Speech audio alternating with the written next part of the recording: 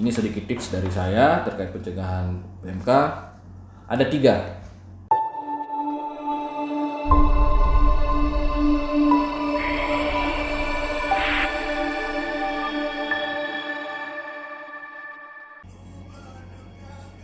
Oke.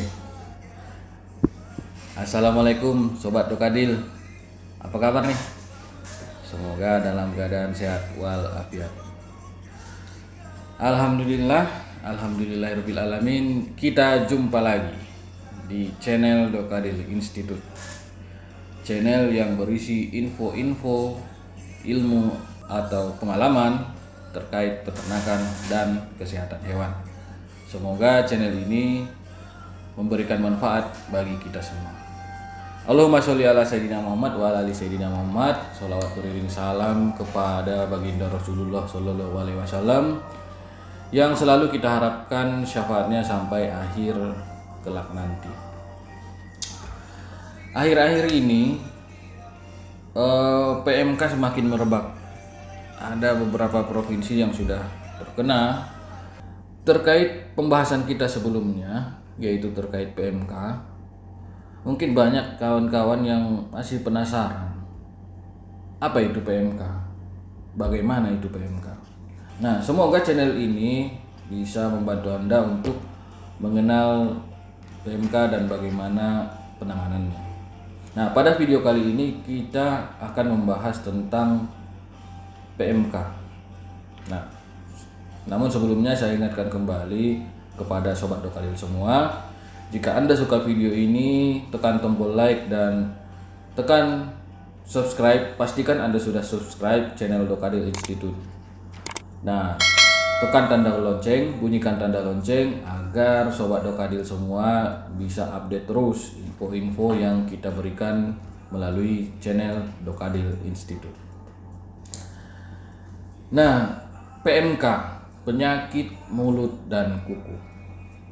Nah, sebelumnya saya kasih tahu terlebih dahulu bahwa PMK ini merupakan penyakit hewan yang biasanya terkena pada hewan ternak atau yang hewan ungulata, atau artinya hewan yang berkuku belah, seperti sapi atau kerbau, kambing, domba, babi. Nah, PMK ini berbahaya pada hewan, namun masih bisa diobati. PMK ini disebabkan oleh virus aktovirus. Nah, PMK ini dapat dicegah dan dapat diobati. Nah, untuk pencegahannya kita bahas pada video ini. Nah, sebelum kita membahas tips pencegahannya, kita sama-sama mengetahui dulu apa itu gejala fisik terkait PMK. Nah, PMK ini gejala fisiknya cukup mudah diketahui ya, mudah dilihat secara kasat mata. Nah, gejala fisiknya itu terdapat pada kuku-kukunya yang pertama. Nah, kukunya ini terbentuk semacam apa ya, dia ada lepuhan di sela-sela kukunya ini. Misalnya ini kukunya ada lepuhan di sini, sama ada juga di belakang, pokoknya di jaringan-jaringan yang di sekitar kukunya. Kemudian ada juga lepuh di bagian bibir, di bagian mulut dan lidahnya. Nah, kemudian ada juga lepuh pada ambingnya. Nah, kalau saran saya, jika menemukan gejala-gejala seperti ini, segera kasih tahu ke dokter hewan, segera hubungi dokter hewan atau paramedik hewan di sekitar Anda atau di dinas setempat. Tujuannya adalah agar segera mendapatkan pengobatan terhadap ternak yang terkena PMK tersebut. Nah, seperti yang saya bilang tadi, PMK ini angka morbiditasnya atau penyebarannya cukup tinggi, sampai 100%. Namun jangan khawatir, mortalitasnya cukup rendah. Nah, kenapa bisa mortalitasnya rendah? Karena penyakit PMK ini bisa diobati. Nah, mortalitas atau kematian terjadi pada ternak yang tidak diobati. Nah, makanya saran saya jika menemukan gejala-gejala seperti yang saya sebutkan tadi, hubungi dokter hewan setempat. Nah, tips pencegahan penyakit PMK. Ini sedikit tips dari saya terkait pencegahan PMK. Ada 3. Nah, yang pertama biosecurity, yang kedua higien dan sanitasi, dan yang ketiga kontrol lalu lintas ternak.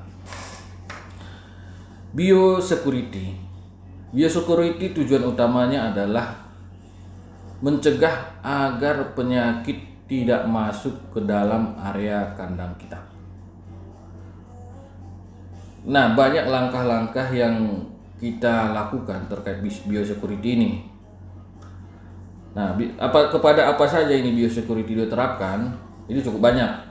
Nah, termasuk kepada barang, kandang, karyawan kandang, tamu, kendaraan, dan ternak. Itu ada 6.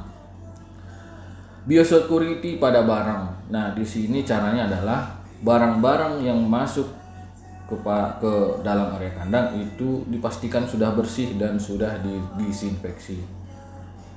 Nah, begitu juga kandang, biosecurity kandang. Buat jadwal pembersihan kandang yang rutin.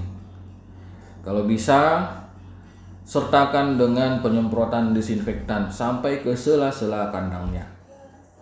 Nah, kemudian biosecurity pada karyawan peternakan. Memang sih karyawan peternakan ini tergolong tidak kemana-mana ataupun hanya di area kandang saja, namun tidak ada salahnya kalau kita menerapkan biosecurity di karyawan kandang. Nah, contohnya adalah setiap karyawan kandang yang akan masuk ke area perkandangan atau ke kandang, dia setidaknya harus mandi terlebih dahulu. Mandi pakai sabun, dengan bersih.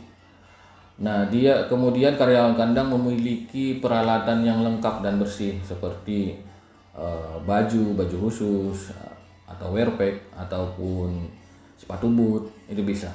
Nah, kemudian ini tambahan lagi untuk biosecurity kandang yang sebelumnya tadi, siapkan food dipping di setiap depan pintu kandang. Begitu juga dengan biosecurity pada tamu. Nah, tamu-tamu yang datang ke kandang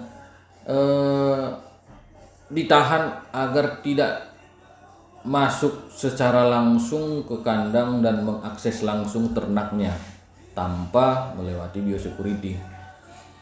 Nah, salah satu biosecurity yang kita lakukan pada tamu antara lain, dia harus kalau bisa mandi dulu, cuci tangan dulu, ataupun membersihkan sepatunya dulu, kemudian disemprot dengan disinfektan, atau bahkan masuk ke kendaraannya itu diupayakan disemprot dengan disinfektan terlebih dahulu di depan pintu gerbang kandang. Kemudian di depan pintu gerbang itu ada dipping ban. Itu biasanya diisi air yang mengandung disinfektan. Sehingga setiap kendaraan yang masuk kandang harus melewati bagian dipping ban ini dulu, kemudian kendaraannya disemprot, kemudian mudah-mudahan aman dan tidak membawa penyakit yang terlengket di kendaraan. Kemudian ternaknya. Nah, ternaknya ini diupayakan biosecurity-nya. Ternak yang masuk ke kandang jangan langsung digabung dengan ternak yang sudah ada di dalam kandang terlebih dahulu. Ternaknya diisolasi terlebih dahulu. Diisolasi, kemudian diberikan perlakuan, misalnya diberikan pengobatan, obat cacing, dan lain-lain. Intinya ternaknya diisolasi dalam waktu tertentu, biasanya 14 hari. Kemudian baru dimasukkan ke ternak lain. Kemudian yang kedua pencegahannya, adalah higien dan sanitasi. Nah, higien dan sanitasi ini intinya adalah menjaga kebersihan lingkungan. Dan kemudian mengatur saluran pembuangan. Nah, kita cukup paham lah ya, di dalam area kandang mungkin kebersihan agak susah menjaganya, tapi itu bukan hal yang sulit. Kita gampang menjaga kebersihannya, apalagi higiennya. Kemudian mengatur saluran pembuangannya. Kalau bisa, saluran pembuangan kandang jangan langsung dibuang ke sungai ataupun ke area area orang lain. Nah, sebisanya saluran pembuangan ini kita buat di dalam area kandang dalam bentuk kolam. Nah, di sini nanti kita tampung. Kita usahakan air ataupun cairan dalam pembuangan ini tidak keluar dari area kandang. Terkait kolam penampungan ini, usahakan agar kolam penampungan ini tidak gampang diakses oleh ternak. Artinya kan kita udah tahu ini saluran pembuangan, banyak penyakit di situ, maka kita usahakan agar ternak tidak masuk atau tidak dapat mengakses kolam pembuangan ini. Nah, kemudian kontrol lalu lintas ternak. Nah, kontrol lalu lintas ternak ini maksudnya di sini adalah kita harus pastikan bahwa ternak yang keluar ataupun masuk dari kandang itu adalah ternak yang sehat. Nah, ternak yang sehat kita sudah pastikan sudah ternak sehat. Mungkin ini salah satu saran juga kepada kawan-kawan di pemerintah daerah yang tetap semangat menjaga di pos lalu lintas atau checkpoint ternak di setiap perbatasan daerah. Pastikan bahwa ternak yang lalu lintas ini sudah memenuhi persyaratan, misalnya sudah memiliki SKKH yang valid yang berasal dari daerah yang bebas PMK. Mungkin demikian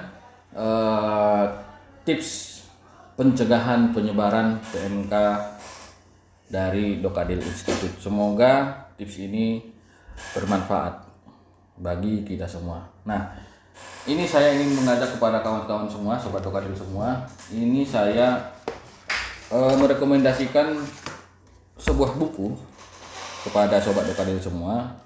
Ini judulnya adalah 12 kesalahan peternak pemula. Nah, buku ini saya rekomendasikan kepada sobat Dokadil semua untuk dipelajari. Bagi yang sudah beternak, ini cukup saya sarankan untuk mengkoreksi apa yang menjadi kesalahan kita selama ini. Dan bagi yang mau beternak, buku ini juga saya sarankan sehingga tidak mengalami kesalahan-kesalahan yang ada di buku ini.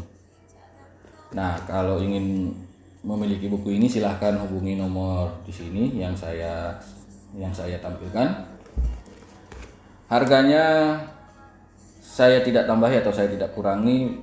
Harganya sama dengan harga yang diberikan oleh penerbit, yaitu penerbitnya VIP, Veterinary Indie Publisher.